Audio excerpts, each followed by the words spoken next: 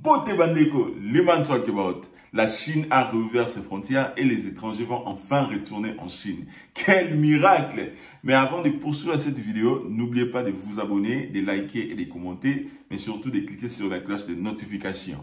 Ok?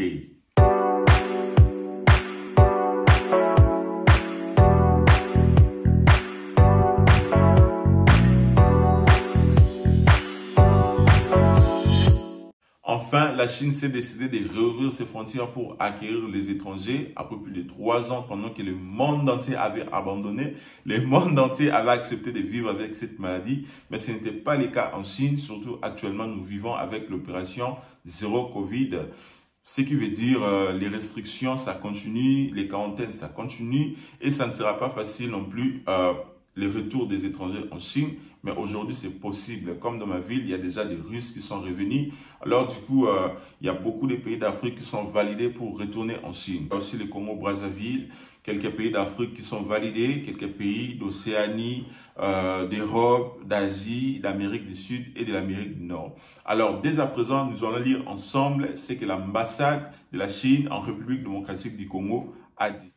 À partir du 26 août 2022, l'ambassade de Chine en République démocratique du Congo apportera les ajustements suivants à la politique de visa pour les personnes se rendant en Chine et les membres étrangers de leur famille. 1. Les personnes titulaires d'un permis de séjour pour études en cours de validité et d'une carte de voyage d'affaires APEC en cours de validité sont autorisées à entrer dans le pays. 2. Des étudiants en long terme qui se rendent en Chine pour suivre une formation universitaire peuvent demander un visa X1 à notre ambassade. Les demandes de visa pour des étudiants en court terme qui reçoivent une formation non universitaire ne seront pas acceptées pour le moment. 3. Les membres de la famille des étudiants étrangers qui souhaitent vivre ou rendre visite à des parents en Chine peuvent demander des visas S1 ou SD à notre ambassade respectivement.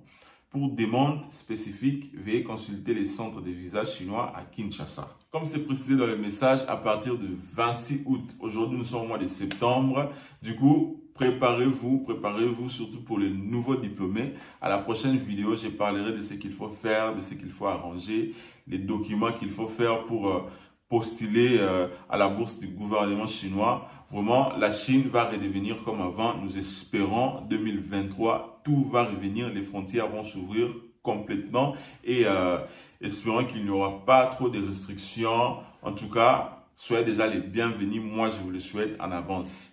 N'oubliez pas de vous abonner à ma chaîne, de cliquer sur la cloche de notification, de liker et de commenter. On se retrouve à la prochaine. Liman Talk About.